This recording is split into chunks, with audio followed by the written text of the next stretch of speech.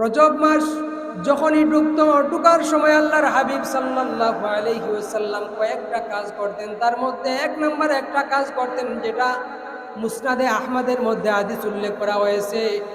কানা রাসূলুল্লাহ সাল্লাল্লাহু আলাইহি ওয়াসাল্লাম ইযা দাখালা রাজব قال رسول الله صلى الله عليه وسلم اللهم بارك لنا في رجب وشعبان وبلغنا رمضان।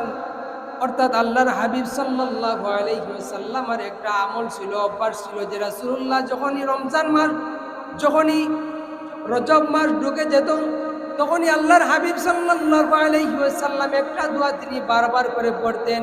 সেই দোয়াটি আমরাও সব সময় পড়ব।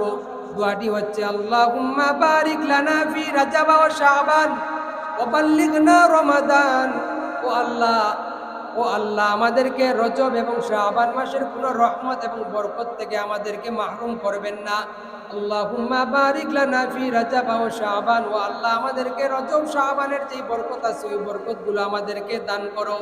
শুধু তাই নয়, ও বাল্লিগনা রমাদান। ও আল্লাহ, আমাদেরকে রমাদান মাস পর্যন্ত আমাদের হায়াতকে বাড়িয়ে দাও।